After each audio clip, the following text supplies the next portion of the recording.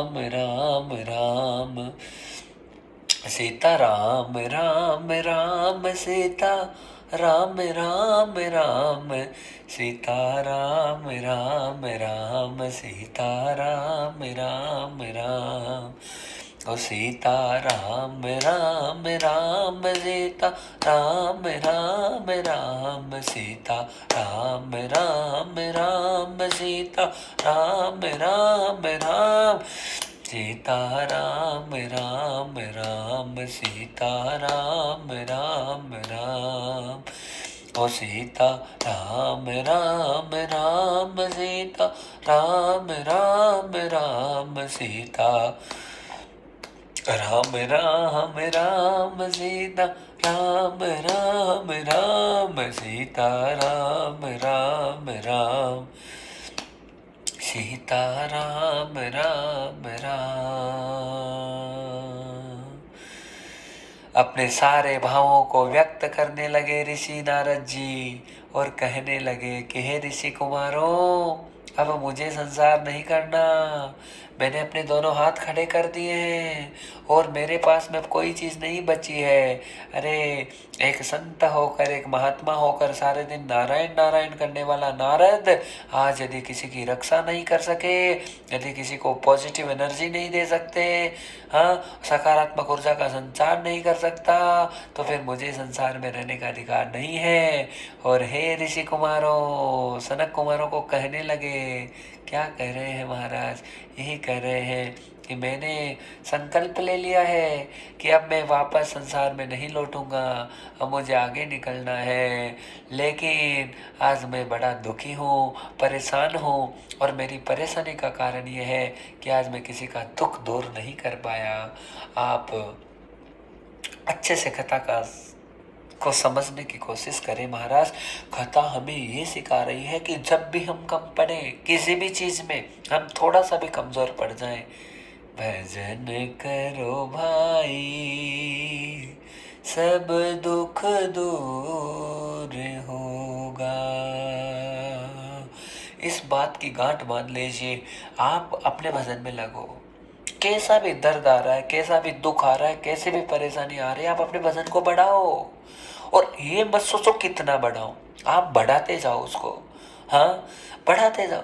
अभी हमें देखो, हम क्या कर रहे हैं, हम आपको सुना रहे हैं बस आराम से, आनंद से। हमारा भजन हो रहा है, हमारा आनंद हो रहा है, कीर्तन हो रहा है, सत्संग हो रहा है, और परमात्मा की कृपा हो रही है हर प्रकार से। आप भी ऐसा करो।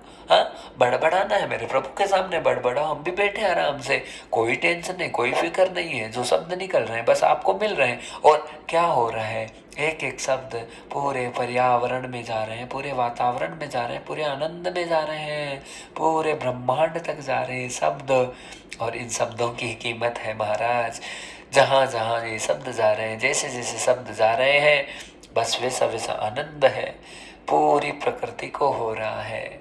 हाँ, भजन का ना समय होता है, ना महाराज कोई मुहूर्त होता है, ना कोई चौगड़िया होता है।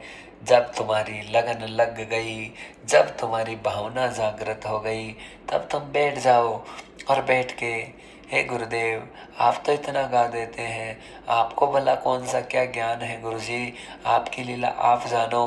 पर हे महाराज जी, हम में तो इतनी बुद्धि है नहीं कि ऐसे इस प्रकार से हम प्रवचन कर ले, तो फिर हम क्या करें? आप कुछ मत करो, आप इतना करो, क्या? गोविंद बोलो, हरि गोपाल बोलो, राधा रमण हरि गोविंद बोलो। गोविंद जय जय, गोपाल जय जय, राधा रमण हरि गोविंद जय जय। गाते जाइए, गाते जाइए। एक दिन हाँ, जिन महापुरुषों को आप सुन रहे हैं, एक दिन आप ही बन जाएंगे अपने आप, इन भजनों से, इन भक्ति से, इन नाम से। क्योंकि प्रभु के नाम में जितनी शक्ति है, ताकत है, और किसी चीज में नहीं है। भगवान का नाम ही भगवान है। प्रभु का कीर्तन, प्रभु का संकीर्तन, प्रभु के लिए समर्पण, भगवान के प्रति जीना मरना, ये भावना तुम्हारे अंतर पटल में जागृत है, बस तुम्हारा सब कुछ बढ़ रहा है, अपने आप बढ़ेगा। अभी थोड़ी देर पहले बताया, यज्ञ होगा तो दान अपने आप होगा। निकलेगा आपके हाथ से अपने आप ही। हाँ, और थोड़ा थोड़ा भजन होगा तो महाराज सेवा में आएंगे, आप अपने आप आएंगे प्रभु सेवा में। और प्रभु सेवा में यदि प्रभु तुमको ले लेता है तो उससे बढ़कर कोई कृपा तुम्हारे ऊपर हो नहीं सकती है। हाँ, भगवत सेवा, भगवान की सेवा, गुरु सेवा, सदगुरु सेवा, नारायण सेवा यदि हमें तनिक मात्र में मिल जाती है तो जीवन हमारा धन्य हो जाता है महाराज। बिना गुरु कृपा के हमें भजन नहीं मिल सकता। हे माँ भगवती, हे हे जगदम्बा, तो कहीं पर भी कथा सुन रही है, ये कथा यही कह रही है कि बिना गुरु कृपा के हमें कुछ प्राप्त नहीं हो सकता। गुरु माने ना माने, लेकिन गुरु एक गद्दी का नाम है, गुरु उस तत्व का नाम है, गुरु व्यासपीठ का नाम है। व्यासपीठ से जो शब्द निकलते हैं वो साक्षात मेरे गोविंद के शब्द हैं, प्रभु के शब्द हैं, और शब्द ही काम करते हैं। शब्द साक्षात सब चीजें प्रदान करते हैं महाराज। नारद जी विकल भाव से कहने लगे, व्याकुल होकर नारद बोले, जग में मुझे नहीं रहना। हंस कर तब मेरे ऋषि जन बोले, आपको जग में ही रहना। ऋषि कुमारों ने कहा, महाराज जंगल में आप जाइए, आपने भगवान को पहले से धारण कर रखा है। नारद जी आप जाइए, आपकी भक्ति, आपका भजन, आपका भजन, आपका तप जरूर आप एकांत में बैठेंगे तो बढ़ेगा। लेकिन नारद जी एक बात बताइए, संत होने के नाते आप किसी को परेशानी में छोड़ दोगे? हाँ, अरे डॉक्टर का कर्तव्य अंतिम समय तक ही रहता है कि मरीज को बचाएं, मरीज को बचाएं, मरीज को बचाएं। और नारद जी आप इतने महान संत होकर यदि आप अपने हाथों को खड़ा कर लोगे तो फिर संसार का क्या होगा नारद जी? इसलिए आप जाने के लिए तो तैयार हो गए, पर आप ये चीज सोचिए कि आप ऐसे गिव अप करके चले जाएंगे तो फिर बड़ी परेशानी हो जाएगी। जीवन में हमेशा ध्यान रखें एक चीज का, किसी भी चीज की कितनी ही बड़ी से बड़ी परेशानी आ जाए महाराज, उस चीज की निवृत्ति के लिए बार बार पुनः पुनः प्रयत्नं च सर्व साधन बुष्टं यथा। आप किसी भी चीज को बार बार उसे प्रयत्न करते रहिए, उस चीज को छोड़ो मत। आप छोड़ देंगे तो आपको कुछ प्राप्त नहीं होगा, लेकिन एक ही चीज को पकड़ने की कोशिश करें। 10 चीजों में आप हाथ डालेंगे तो कभी सफलता नहीं मिलेगी महाराज। हम सोचते हैं ये भी मिल जाए, वो भी हो जाए, ये हो जाए, वो हो जाए, कुछ नहीं है।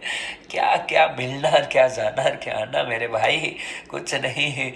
बस अपने आत्मा को सब ब्रह्म सरोवर बना लीजिए और उस ब्रह्म सरोवर में रोज स्नान कराइए परमात्मा के चरणों में। हाँ, अपने को लौट लपेट कीजिए, जीवन उससे ही महान होता है और किसी चीज से जीवन महान नहीं हो सकता।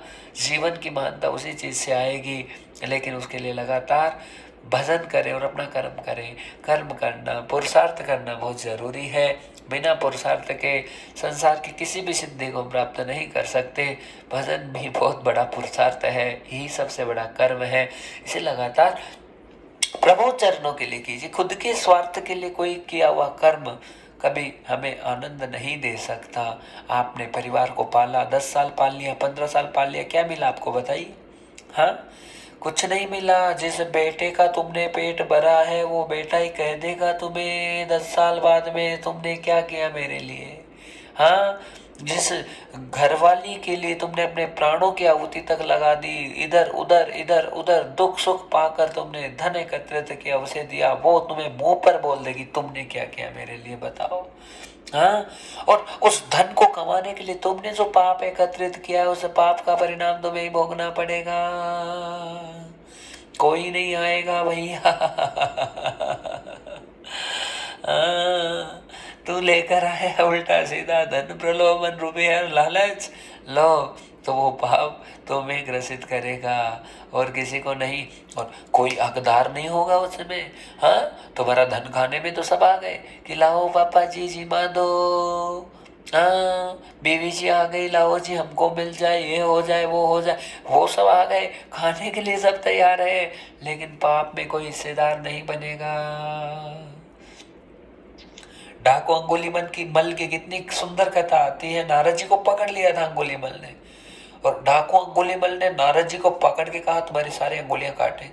नारद जी ने कहा भैया मेरी अंगुलियां काट के तुमको क्या मिल जाएगा? कहा मिले ना मिले, हाँ हमें काटनी है, और तुम्हारी अंगुलियां कटेगी तो फिर इन अंगुलियों को मैं गले में धारण करता हूँ, मैं पहनता हूँ इनको, हाँ, और तुम्हारे पास में कोई अंगूठी है वो मैं ले लूंगा, अपने घर का परिवार वालों का पेट भरूंगा। नारद जी ने कहा अच्छा, तो तुम ये जो डकैती करते हो, लोगों को लूटते हो, परेशान करते हो, तो क्यों करते हो? कहा क्या करूं, मेरा धंधा है, मेरा काम है, और मेरा काम यही है कि मैं अपने परिवार का पेट पालता हूँ। नारद जी ने कहा ठीक है, मेरी अंगुलियां काटनी है तुमको काट लेना, लेकिन एक बार तुम अपने घर वालों को जाकर कहो कि जो तुम ये काम कर रहे हो उससे दूसरों को जो पीड़ा दे रहे हो ना, उस पीड़ा में वो कितनी हिस्सेदारी ले लेंगे। तुमने धन देते हो, फिर उसमें क्या कहते हैं, बेटा बहुत बढ़िया, बेटा बहुत बढ़िया, लेकिन एक बार उन्हें देना छोड़ो, 6 महीना 12 महीना कुछ भी मत दो, फिर तुमको पता चलेगा कि वो तुम्हारे कितने हैं। हाँ, अंगुलीमल ने सोचा कि मैं एक बार अपने घर वालों को देखो, देखे वो मुझे कितना चाहते हैं, मेरे लिए कितना तैयार होते हैं। महाराज अंगुलीमल घर पे चला गया और जाकर कहने लगा कि देखो इतना धन दौलत में लेकर आया, इतना रुपया पैसा हमेशा के लिए लेकर आया, और अब आज सपने में भगवान मेरे आए और भगवान मुझे कहने लगे हैं कि देख भाई ये धन आया था, इसके साथ में पाप भी आया था, तो तुमने तुम्हारी मौसी को दिया था 20 लाख, तुम्हारी माँ को दिया था 10 लाख, और तुम्हारे भाई को दिया था 50 लाख, तो अब ये रुपया दिया था, तो इसके साथ में जो पाप था, अब मैं एक का सिर फोड़ूंगा, एक का पैर तोड़ूंगा और एक का कंधा तोड़ूंगा, हाँ, क्योंकि वो पाप तो उनको ही भोगना पड़ेगा। तो जाकर वो कहने लगे अंगुलीमल अपने परिवार वालों को कि भैया तुम तैयार हो, हाँ, अब किसी का सिर फूटेगा क्योंकि तुमने पाप का धन लिया है, अब किसी का क्या होगा क्या नहीं होगा हमें नहीं पता, तुम्हारे साथ में ऐसा होगा, भगवान ने बोला है। सबने कहा भैया हमें तो तुम्हारा 1 रुपया भी नहीं चाहिए, तुम निकल जाए यहाँ से, हाँ, हमारा क्यों सिर फूटे, हमारा क्यों हाथ टूटे, हमारा ये क्यों हो, हमारा इतना नुकसान क्यों हो, हाँ। एक को कहा अंगुलीमल ने कि 10 लाख दिया था, अब 1 करोड़ लगेंगे तुम्हारे। महाराज जोर जोर से रोने लग गया। अंगुलीमल को अकल आ गई और सोच लिया इसने कि भाई ये मतलब का संसार है, यहाँ कोई किसी का नहीं है।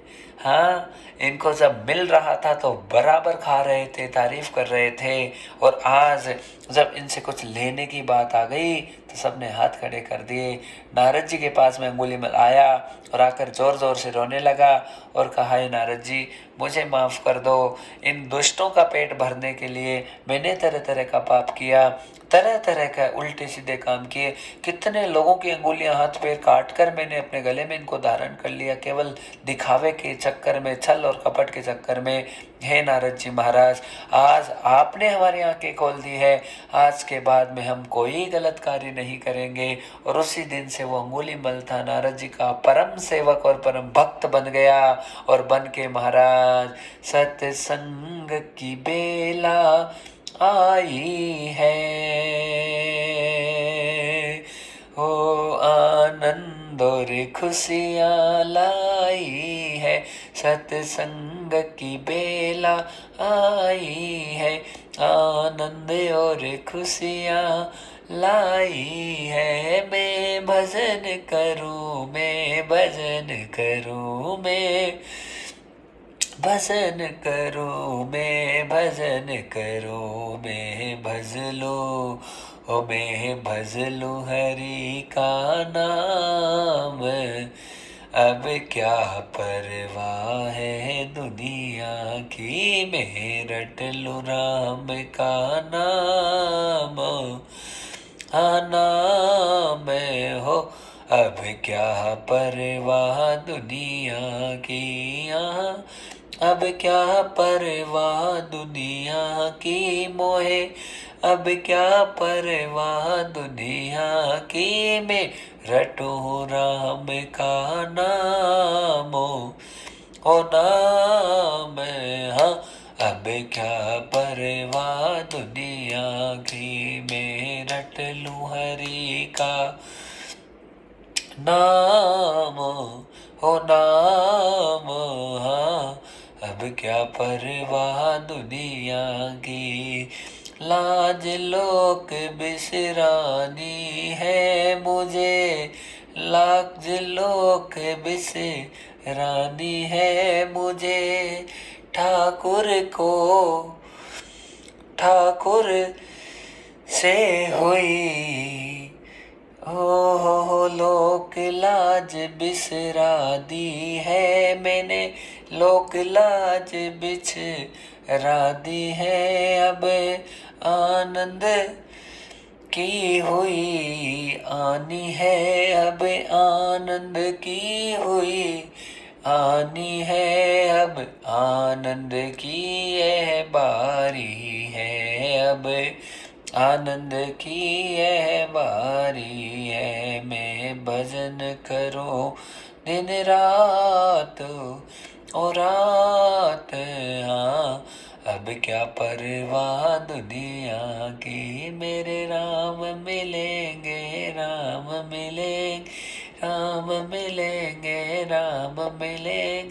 जय जय हो, जय जय जय गिरधर श्याम ओ श्याम, जय गोविंदम श्री गोपाल, जय गोविंदम श्री गोपाल, जय गोविंदम श्री गोपाल, जय गोविंदम श्री गोपाल, जय जय प्रभु दीन दयाल दयाल, जय गोविंद श्री प्रभु गोपाल, जय गोविंदम प्रभु गोपाल, जय गोविंदम प्रभु गोपाला। महाराज, जो निकल जाता है वही भजन हो जाता है। क्या निकलता है, कैसे निकलता है, क्षमा करें। जो निकलता है वो भजन है, बस यही भावना है। अनंत भावनाओं के साथ में बस यही मंत्रणा रहती है कि जो शब्द मिले परमात्मा के हैं, साक्षात बस भाव, और भाव ही सबसे आनंद वाला है। तो कथा क्या कह रही है कि जीवन में हम जितना दूसरों के लिए इतना करें, स्वार्थी लोगों के लिए कि लो इसका पेट भर दिया, कर दिया, वो कर दिया, वो कभी कोई किसी का नहीं है। जिसको जितना जिस समय के लिए मिल रहा है वो तुम्हारा तुम्हारा तुम्हारा तुम्हारा चाकरी करेगा, लेकिन जिस दिन किसी की भी पहचान करनी है तो उसकी खुशियों को छीन कर देखो मेरे भाई। हाँ, जिस दिन उसकी खुशियों को छीन कर देखोगे तब पता चलेगा कि वो तुम्हारे साथ में कितना है। और बस सब सुख मिलता है तुमसे तो तुमको बहुत बहुत बहुत बहुत प्रेम करने वाले मिल जाएंगे, लेकिन किसी को सुख देना बंद कर दीजिए, फिर देखिए फिर वो कितना चिड़चिड़ाता है, फिर उसे कितनी तकलीफ होती है, कितनी परेशानी होती है। इसलिए मतलब की दुनिया है, बस केवल मेरे प्रभु आड़े आएंगे, मेरे सांवरे आड़े आएंगे। नारद जी को बिल्कुल शांति प्राप्त नहीं हो रही, मन में एक भावना में करूँ तो क्या करूँ, अब कैसे मैं क्या करूँ, कैसे किस प्रकार से मैं, मतलब अब मुझे जाना पड़ेगा संसार को छोड़कर, लेकिन जाने के लिए भी तैयार हो गए। पर सनत कुमारों ने रोक लिया, और रोककर सनत कुमार कहने लगे कि हे नारद जी, आप ऐसा कर कैसे सकते हैं। हाँ, संसार दुख का घर है, विश्वास कभी मत छोड़ना, दर्द चाहे लाख हो पर दवा लगाना मत छोड़ना।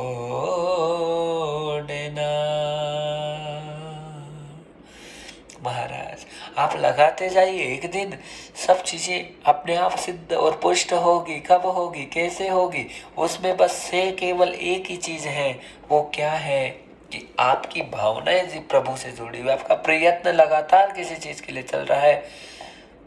तो समस्या का समाधान भी निकल जाता है। नारद जी कह रहे हैं कि मैंने बहुत वेद वेदांत कोशिश्चय गीता पाठे मुहुर्मुहुः, बहुत गीता जी के श्लोक सुनाए, बहुत वेद के पाठ किए, लेकिन कोई शांति उन्हें प्राप्त नहीं हुई ऋषियों को, माफ करना भक्ति को।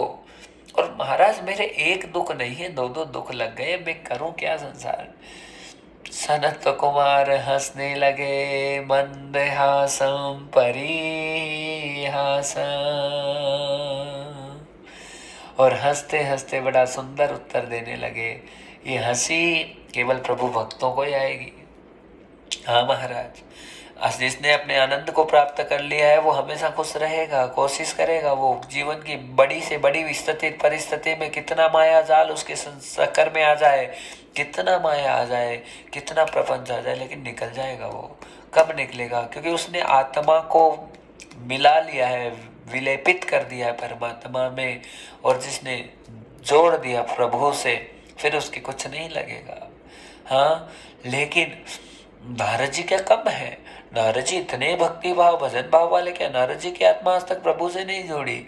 हाँ महाराज, केवल ज्ञान से किसी का कल्याण नहीं हो सकता। केवल ज्ञान मिल गया, बस उससे हम सोचते हैं कि सब कुछ मिल जाए। और केवल भक्ति, हाँ केवल भक्ति भक्ति भक्ति भक्ति भक्ति भक्ति, लेकिन भक्ति में भाव होना बहुत जरूरी है। भक्ति किस भाव से हो रही है वो बहुत इंपॉर्टेंट है। भगवान का राम राम राम राम करने वालों की कमी नहीं है संसार में, बहुत सारा मिल जाएंगे, लेकिन किस भाव से भज रहे हो भाई? क्यों भज रहे हो? कैसे भज रहे हो? तुम्हारी भावनाएं क्या है? What is your expressions internally? What kind of feelings you are going to create internally? अंदर से क्यों, कैसे कैसे किस प्रकार की भावनाओं को जागृत कर रहे हैं, वो सबसे ज्यादा जरूरी चीजें हैं। और वो कब सही होगी? वो तभी सही होगी जब आपके भाव एकदम परमात्मा के प्रति सटीक हो गए, एकदम सकारात्मक हो गए, एकदम पूरा विश्वास हो गया। मारेगा तो ये और जिलाएगा तो ये है, अच्छा करेगा तो ये है, बुरा करेगा तो ये है, पार लगाएगा तो ये है, डुबाएगा तो ये है। ये विश्वास जब होता है तो हम भी वेतरनी पार कर जाते हैं। नारद जी के मन में इतनी शंकाएं, इतने द्वंद्व हो गए कि मुझसे कुछ हो ही नहीं सकता, मुझसे कुछ हो ही नहीं सकता, मुझसे कुछ हो ही। और आदमी अच्छे से अच्छा आदमी होता है डिप्रेशन में चला जाता है। इतनी बड़ी बड़ी जो बातें होती है, कुछ ऐसी परेशानी इस प्रकार से ऐसे बन जाती है कि आदमी डिप्रेशन में चला जाता है। फिर उसे और कुछ नजर नहीं आता कि क्या करे। हाँ, क्या करे? मैंने तो इतना कोशिश कर ली, मेरे से तो कुछ हो ही नहीं रहा, इसे कुछ हो नहीं रहा। जीवन में हमेशा एक चीज का ध्यान रखें, जब आपके हैंड्स अप हो जाए, आपको लगे कि अब मेरे पास में कोई रास्ता नहीं है, उसी समय एक काम कीजिए, अपनी आंखों को बंद करके ध्यान लगा उस ब्रह्म का, और जब ब्रह्म कृपा करेगा तो आगमन होगा एक का। हमेशा लिख लीजिए इस बात को। जब भी टेंशन परेशानियों में जाए, भजन को बढ़ाइए, भक्ति भाव में लग जाइए। और जब तुम्हारा भाव और भक्ति अनन्य भाव की बढ़ेगी तो फिर आएगा ना जाने किस रूप में नारायण मिल जाए, ना जाने किसे रूप में नारायण मिल जाए। संत समागम हरि कथा, तुलसी दुर्लभ दोई, सुत दारा और लक्ष्मी सबके घर में होई। सुत दारा और लक्ष्मी सबके घर में हो। इतनी इतनी विद्वता को धारण करने वाले नारद जी जब इतनी बड़ी बेचैनी परेशानी में आ सकते हैं तो हम किस खेत की मूली है बंधुओं। कथा कह रही है कि नारद जी को भी अभी संत समागम हरि कथा तुलसी दुर्लभ दोए सुत दारा और लक्ष्मी सबके घर में होए।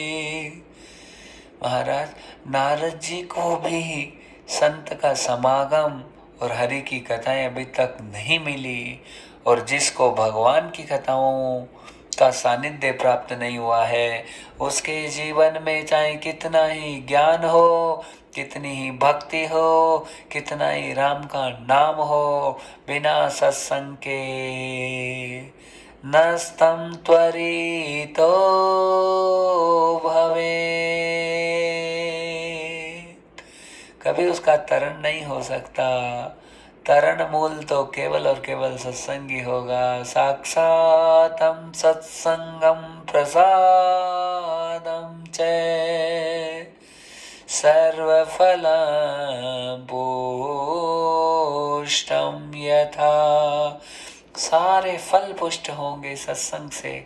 इसलिए सत्संग से बढ़कर कोई जीवन में गहना नहीं है, सत्संग से बढ़कर कोई कोहिनूर नहीं है, सत्संग से बढ़कर कोई आनंद नहीं हो सकता। नारद जी को आज तक सत्संगम तो समायार्था दद्रसुस्तत्र नारदम, नारद जी को सत्संग नहीं मिला आज तक, और नहीं मिला उसका परिणाम क्या हो रहा है, नारद जी बेचैन हो रहे हैं। संत होने के नाते यदि मैं किसी का कुछ अच्छा नहीं कर, मुझे रहने का अधिकार ही नहीं, नारद जी सही सोच रहे हैं एकदम, लेकिन ना जाने किस रूप में नारायण मिल जाए, हर रूप में मेरा प्रभु लीला करता रहता है। अरे भाई देखना है, हाँ तो एक ही है, एको अहम बहुश्यामी, एक होकर भी बहुत सारे हैं, बहुत सारे अनन्य अनन्य भाव मेरे प्रभु के ही रहते हैं। हर जगह मेरा गोविंद ही लीला कर रहा है, प्रभु ही लीला कर रहा है। इस बात की सार्थकता है हमारे जीवन में एकदम सिद्ध हो जानी चाहिए, और फिर जीवन आनंदित हो जाता है। नारद जी के मन में बस एक ही बात है कि मैं क्या करूं, मैं क्या करूं। सनत कुमार हंसने लगे, हंस के कहने लगे, नारद जी तुम चिंता करते हो, हाँ? एक संत को नारद चिंता शोभा नहीं देती है, ऐसो बनी हम कृतम मूलम च, ये अच्छा कार्य नहीं है, ये शोभनीय कार्य हो रहा। नारद जी भगवान क्या सिखाता है, दुख हो चाहे सुख हो तुम हंस लेना, तुम हंस लेना, जीवन में मुसीबत लाखों है, तुम मत फंसना, तू मत फंसना, चाहे दुख आए चाहे सुख आए तुम हंस लेना, तुम हंस लेना। आदमी को इकसार होना जरूरी है, जब तक एक निष्ठ नहीं होंगे तब तक कल्याण नहीं होगा। भाई वृक्ष कबहु न फल भकेर, नदी न संचय नीर, इतनी भयंकर धूप में तपते रहते हैं, हाँ वृक्ष तपता है लेकिन ऊन नहीं करता। हाँ महाराज, बेल होता है पूरे खेत को जोतता है, पूरे दिन मेहनत करता है। ऊंट होता है रेगिस्तान में चल लेता, ऊंट तक नहीं करता। गुरुजी वो पशु है, हम मानव, हमारे बुद्धि है महाराज, हम क्या करें, हमें तकलीफ होती तो ऊंट होता है।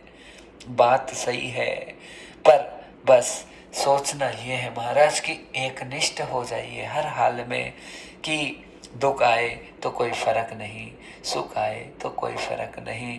अपने जीवन की तरंगों को ऐसे इस प्रकार से निर्वाहित कर लीजिए, ऐसा निर्माण कर लीजिए उसका कि बड़े से बड़ा संकट भी आ जाए तो उसे झेल लीजिए, क्योंकि संकट को झेलने से ही सब महान होते हैं। बिना संकट झेले हुए कौन राम बना इस धरती पे, बता दीजिए। बिना संकट झेले कृष्ण कैसे बनेगा, बिना संकट झेले दत्त गुरु कहाँ से बनेगा, कोई नहीं बन सकता महाराज। संकट तो झेलना ही पड़ता है। हाँ, जग में नाम अमर है उसका, जिसने संकट झेला है। जब जब भीड़ पड़ी अंबर पे, उड़ना तुझे अकेला है। दुख में मत घबराना पंछी, ये जग दुख का मेला है। जब जब भीड़ पड़ी अंबर पे, उड़ना तुझे अकेला है। जब जब भीड़ पड़ी अंबर पे, उड़ना तुझे अकेला है। कोई साथ नहीं जाएगा, प्राणी भजले हरि को नाम, संग तेरे कोई न जावेगो। आया है अकेला जाएगा अकेला भैया, केवल तेरा कर्म तेरे साथ जाएगा।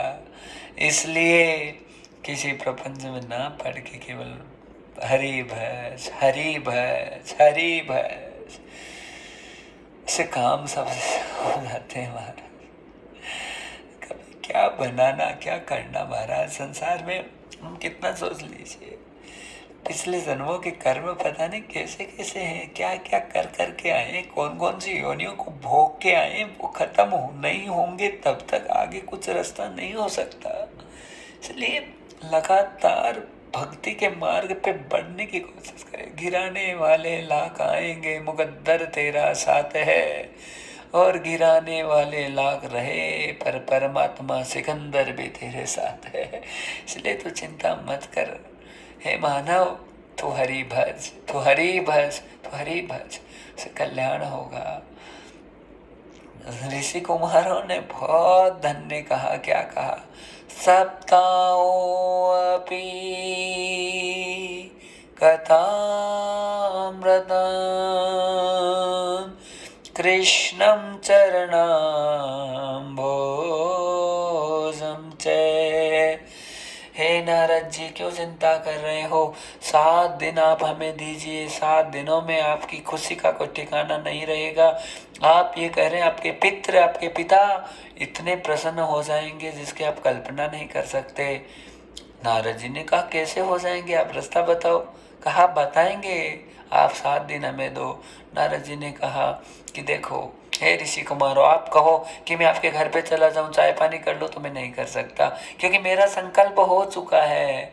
हाँ, पूर्ववर्तेन संकल्पम च, मेरा पहले से संकल्प हो गया है कि मैं जब तक अपने पिता को ठीक ना करूं तब तक तो पानी नहीं पीऊं। मैं तो कितना महान पुत्र होगा, कल्पना कीजिए। और जो बेटा, जो पुत्र, जो संतान कहीं पर भी रहे दुनिया में, लेकिन अपने माता पिता के प्रति चिंतातुर रहे कि हे प्रभु, मुझे दुख देना है, जितना दे देना सांवरिया, हम भोग लेंगे प्रभु, तकलीफ में रखना है रख लेना, लेकिन हमारे माता पिता को आनंद में रखना। हाँ, माँ बाप जितने प्रसन्न हैं उतनी संतानें महान हो जाती है। माता को अच्छी नींद रात को आती है, चाहे पुत्र अपनी नींद, अपनी रातों की नींदों को लगा दे अपने जीवन में महाराज, तो वो बेटा तो महान है, उसके माता पिता बहुत महान हो जाते हैं।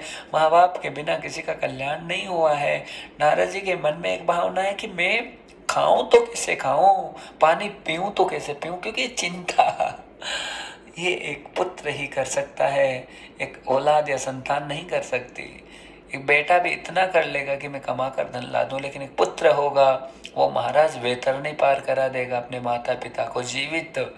एक पुत्र होगा वो साक्षात बैकुंठ धाम में जीवित अपने माता पिता को भेज देगा। कब? कि जब उसे खुद में एक ही विश्वास है कि बस चाहत तेरी है सांवरे, ना पाना किसी और को, तो मिलेगा मुझे ना जाना किसी छोर को। बस केवल एक ही छोर, एक ही डगर, तेरा नाम और तेरा भजन मेरे प्रभु पार होंगे।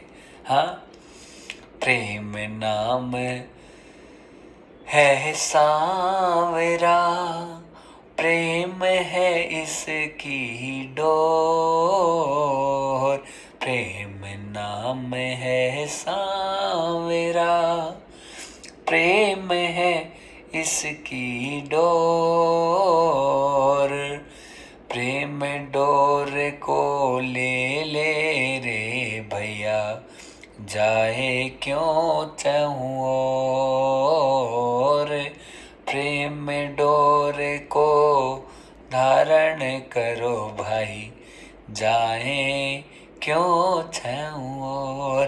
कहीं जाना नहीं है, केवल मेरे प्रभु के सानिध्य को ग्रहण करें। बस परमात्मा के प्रति संपूर्ण भावनाएं जागृत जागृत और जागृत उस ईश्वर के प्रति महाराज, उस ब्रह्म के प्रति गोविंद नारायण हरि शिव गोविंद प्रभातमा, बस उनके प्रति संपूर्ण भावनाओं को जागृत रख के जब हम आगे बढ़ने की कोशिश करते हैं तो संसार के सारे आनंद हमारी झोली में आते हैं। आज नारद जी को नहीं पता कि क्या होगा, कैसे होगा, लेकिन ऋषि कुमारों ने कहा, क्या बड़ा सुंदर कहा, सर्वयोगां परिपुष्टां सर्वसाधनां च भागवतां। सारे योग पुष्ट हो चुके हैं नारद जी, और सारे साधनों का केवलम मूलम च भागवतां तत्व कृष्णं शरणागतम। ये कृष्ण तत्व की शरणागति को प्राप्त करने वाला भागवत महापुराण आप श्रवण कर लीजिए। तदम श्रवणम मात्रेण सर्वसुखं प्रचोदयात्। सारे सुखों को प्राप्त करने का साधन केवलम केवलम तत्वं च, केवलम तत्वं च भागवतम। केवल और केवल तत्व भागवत है। हे नारद जी, आप बस कथा और सत्संग के प्रति लगन और ललक लगकर अपने जीवन की सानिध्यता को भगवान के चरणों में समर्पित कर दीजिए, फिर देखिए आपका जीवन महान हो। नारद जी ने कहा, मेरा जीवन तो चाहे मरूं जीऊं मुझे कोई परवाह नहीं है, मुझे टेंशन मेरे पिताजी की है, मैं क्या करूं। और मैं टेंशन दूसरा वृंदावन में देख कर आया अपनी आंखों से। अरे जिसका नाम लेते हैं गोविंद जय जय गोपाल जय जय राधा रमन हरि गोविंद जय जय श्री राधे श्री राधे श्री राधे श्री राधे राधे राधे राधे राधे, तो सारे संकट दूर होते। वो भक्ति खुद सारे दिन राधे राधे करने वाले, जब वो रो रही मैं सारे दिन नारायण नारायण करने वाला, आज मैं खुद संकट में परेशानी में फंस गया, तो फिर सब चीजों का समाधान होगा कैसे ऋषियों। आप कहते हो कि कथाएं बताएं सुन लो, तो उनका क्या होता है कथाओं से। हाँ नारद जी की बात को सुनकर महाराज हंसने लग गए आपस में चारों ऋषि कुमार की। देखो नारद जी, हे नारद जी, आम तो आम ही होता है, लेकिन जब तक उसे चाखेंगे नहीं तब तक आम का स्वाद पता नहीं चलेगा।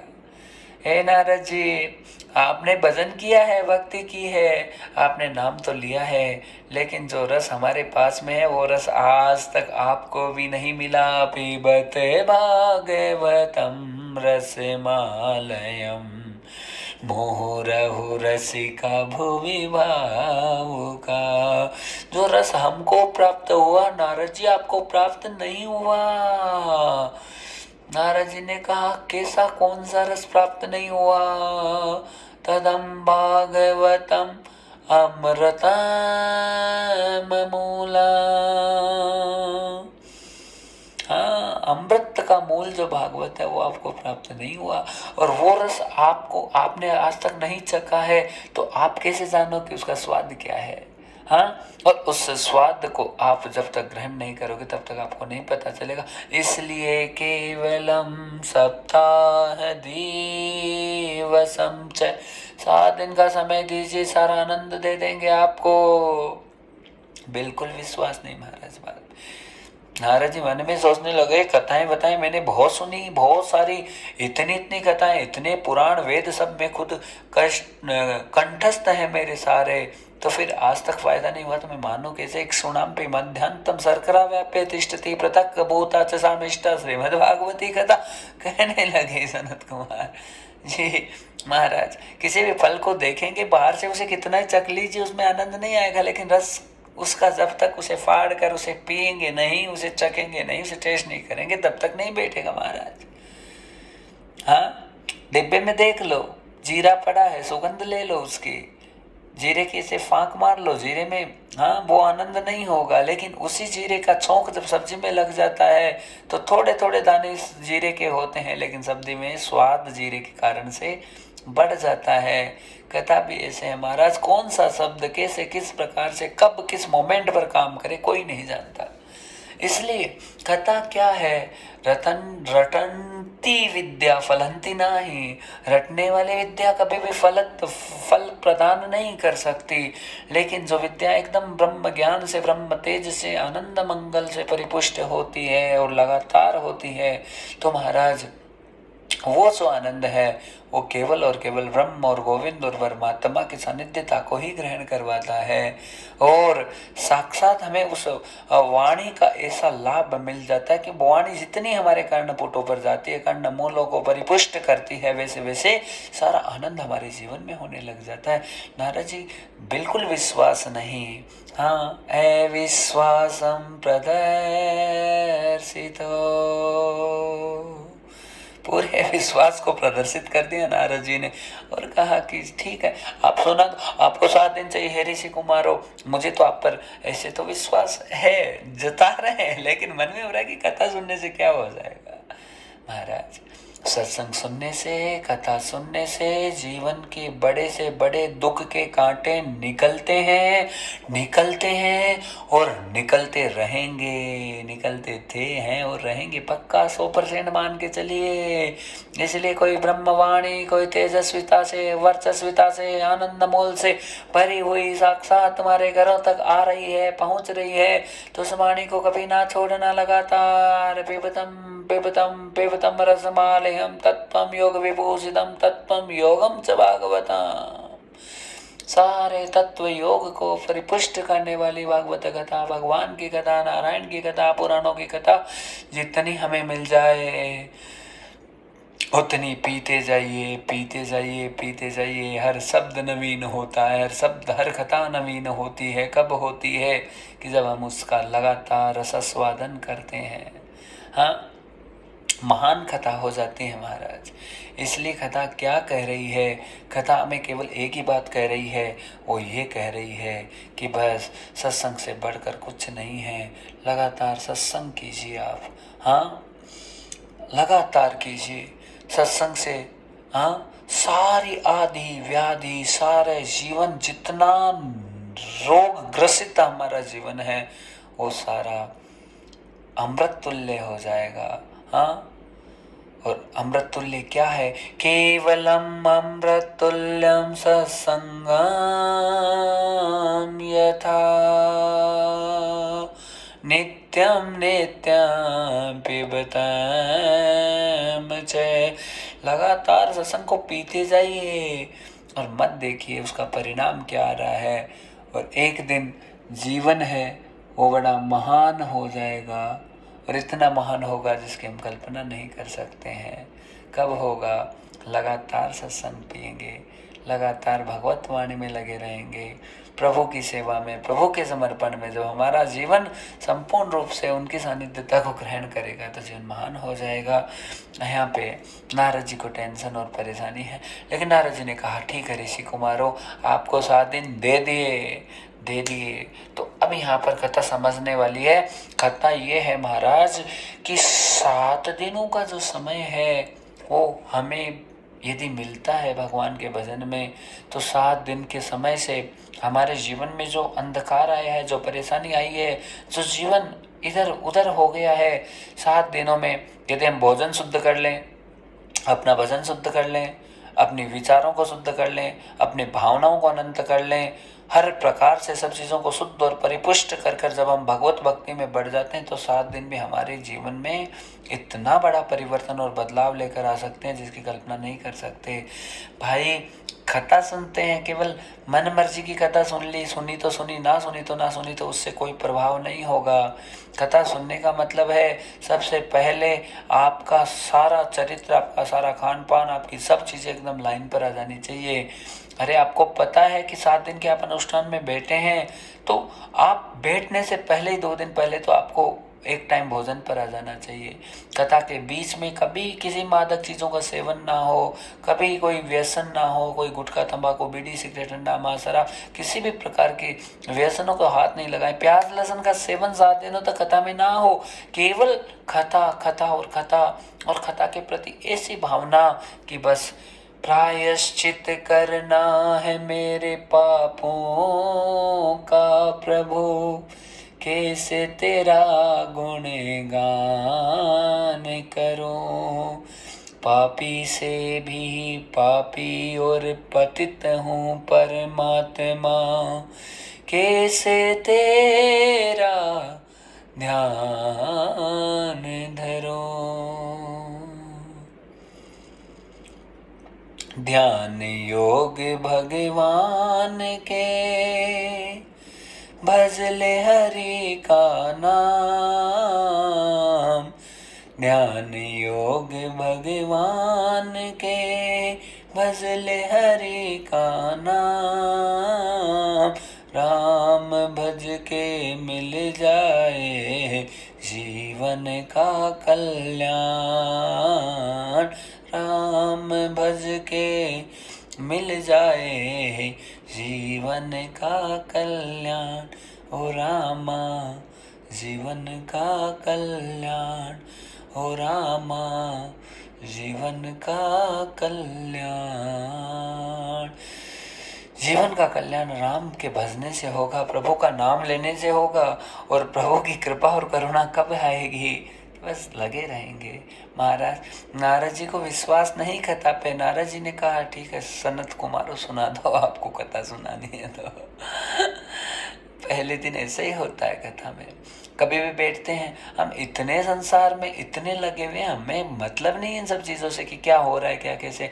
हाँ जी ठीक है महाराज कथा कर लो महाराज कथा कर लो। अरे भाई कथा नहीं हो रही है, जीवन को की व्यथा को हरने के लिए महाराज आए हैं, हर प्रकार का सुख देने के लिए, हर प्रकार का आनंद देने के लिए आए। साक्षात भगवान गोविंद को तुम्हारी गोदी में देने के लिए आए मेरे भाई। इससे बढ़कर कृपा क्या होगी मेरे दीनानाथ की, आप कल्पना करो। इसलिए क्या करना है? भजन करना है, भक्ति करनी है, भगवान का नाम लेना है, प्रभु को भजना है। पर भजने से पहले बस एक चीज़ का ध्यान रखना है, वो क्या कि किस भाव से भज रहे हो, बहुत ज़रूरी है। हाँ गुटखा चल रहा है, कथा चल रही है, नहीं काम करेगी। लहसुन प्याज चल रहा है, उल्टा सीधा चल रहा है, जीवन को सही करने की कोशिश नहीं है। महाराज कथा सुना दो, महाराज कथा सुना दो। कुछ नहीं होगा ऐसी कथाओं से। कथाओं से पहले you have to cultivate the discipline in your life. Without having discipline this is not possible that you can get something through that. हाँ संभव नहीं है, अनुशासन चाहिए, बिना अनुशासन के कुछ नहीं मिलेगा। क्या मिले ना मिले, क्या मिले? भक्ति मिले, भजन मिले, सत्संग मिले, आनंद मिले, परमानंद मिले, सब साधन मिले, सारे पाप खत्म हो, सारा आनंद प्रकट हो, परमात्मा की अनंत अनंत कृपा हम सब पर बरसे। कब होगी? बस उसका एक ही कारण होगा, केवलम केवलम सत्संगम च नित्यं नित्यं पिबतां यथा। बुरे भले सब होते हैं संसार में, कोई अच्छा नहीं होता महाराज, सब में बुराइयां भरी पड़ी है। पर बस बुराइयों का नाश और विनाश केवल एक ही चीज से होगा, उसका नाम गोविंद है, हरि है, प्रभु है, नारायण है, सांवरिया है। इसलिए उसके भजन को लगातार पीते जाइए। कोई कुछ मत सोचिए क्या होगा क्या नहीं होगा, जो होगा बहुत अच्छा होगा, जो हो रहा है वो भी बहुत अच्छा हो रहा है, आने वाला समय भी बहुत महान होगा। कब होगा कि हम लगातार बस प्रभु भजन में लगे रहें, लेकिन बस बुराइयों का त्याग करें। बिना बुराइयों को छोड़े कोई चीज़ सिद्ध नहीं होगी महाराज। हाँ, गंदगी को तो छोड़ना ही पड़ेगा। नारद जी में बल्कि कोई व्यसन है नहीं। नारद जी के मन में एक ही भावना कि मैंने इतना भजन किया, इतना जतन किया, इतना तप किया, इतनी साधना की, इतनी मंत्रणाएं की, सारे तीर्थ कर लिए, सब कुछ कर लिए, क्या आज मुझे प्राप्त नहीं हुआ? ये कथा मुझे क्या प्राप्त करा देगी? ये प्रश्न सबके मन में आता है बंधुओं। क्या कथा से कुछ कल्याण हो जाएगा? कथा से कल्याण नहीं, कथा से महान कल्याण हो जाएगा। अरे मेरे हरि का नाम है, मेरे प्रभु का गुणगान है भाई। क्या नहीं होगा? कैसे नहीं होगा? और कब तक नहीं होगा? होगा, होगा, होगा, अवश्य होगा। अवश्यमेवं सर्वसिद्ध्यर्थं सर्वसाधनं पुष्टं च। अवश्य में होगा, सारी सिद्धियां प्रकट होगी। क्यों नहीं होगी? क्योंकि विश्वास तेरा भारी है तो हर रूप में भगवान है। विश्वास ना है प्रभु पर तो तेरा हर शब्द खाली है। हाँ, थारो भरोसो भारी, तू सुन मुरली वाला। आज पवित्र बद्रिकाश्रम की भूमि में बैठने लगे सूत जी महाराज। सौनकादि ऋषियों को कथा सुनाते हुए कहने लगे कि ऋषियों, नारद जी के साथ में अब देखो क्या होने वाला है। कहा महाराज आपकी कथा में बड़ा रस आ रहा, बड़ा आनंद आ रहा, बताओ नारद जी के साथ में क्या होने वाला है। तो कहा नारद जी साक्षात श्रोत्र मूलम च, एक बहुत सुंदर श्रोता बनकर अपने आसनम परमं सुशोभितम, अपने आसन को परम रूप से सुशोभित कर लिया नारद जी ने। और उसी समय भृगु वशिष्ठ चौनस्य मेधातिथि देवल्ल देवरातो, बड़े बड़े संत महात्माओं का भी तांता लगने लगा। क्योंकि गलती से भी पता चल जाता है भागवतं तत्त्वामृतं च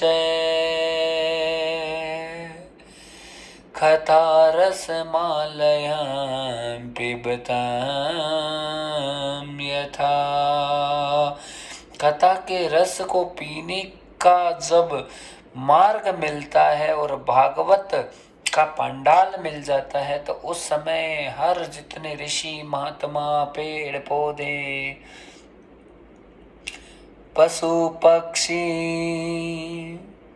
हाँ जितने पशु पक्षी हैं, पेड़ पौधे हैं,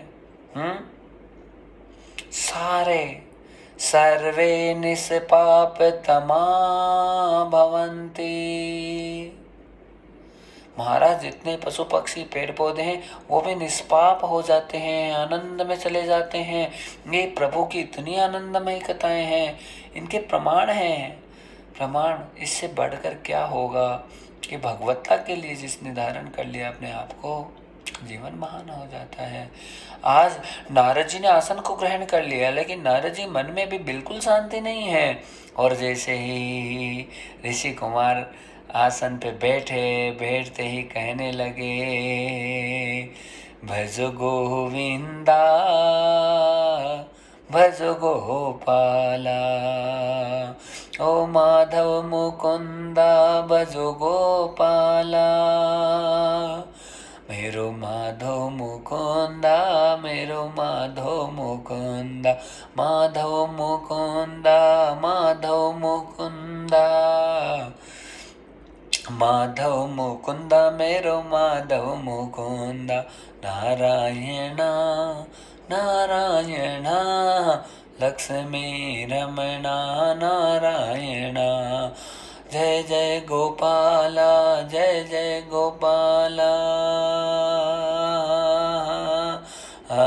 गोवत्सल भजो जय गोपाला, गोवत्सल भजो जय गोपाल, मुरली वाला मेरा मुरली वाला, श्याम सलोना मुरली वाला, श्याम सलोना मुरली वाला, भज गोपाला, भज गोपाला, माधव मुकुंदा, माधव मुकुंदा। सुंदर कीर्तन किया गया है महाराज। थोड़ा सा और भगवत नाम को हम जागृत करें, फिर आगे कथा में बढ़ें। जय जय राधा रमण हरि बोल, ओ जय जय राधा रमण हरि बोल ना, राधा रमण हरि बोल, जय राधा रमण हरि बोल, जय जय राधा रमण बोल, जय जय राधा रमण हरि बोल, जय जय राधा रमण हरि बोल, जय जय राधा रमण हरि बोल। बड़े ही भाव से महाराज नारद जी को सब सारी चीजें बताने लगे ऋषि कुमार, और बड़ा आनंद होने लगा है। आगे क्या लीला है, क्या कैसे मंत्रणाएं होती है, हम जानेंगे। थोड़ा सा कीर्तन और करें।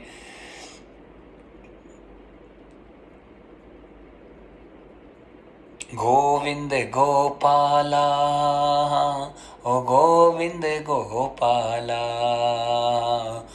ओ गोविंद गोपाला, ओ गोविंद गोपाला, राधा रमण गोविंद गोपाला, भजो राधा रमण गोविंद गोपाला, हाँ ओ गोविंद गोपाला, श्री गोविंद गोपाला, जय गोविंद गोपाला, जय गोविंद गोपाला, राधा रमण गोविंद गोपाला, राधा रमण गोविंद गोपाला, गोविंद जय जय गोपाल जय जय, राधा रमण हरि गोविंद जय जय। नारद जी कथा सुनने के लिए बैठ रहे हैं, आगे क्या लीला होगी, और बड़े आनंद से हम सारी कथा का श्रवण करेंगे महाराज। गोविंद जय जय, गोपाल जय जय, राधा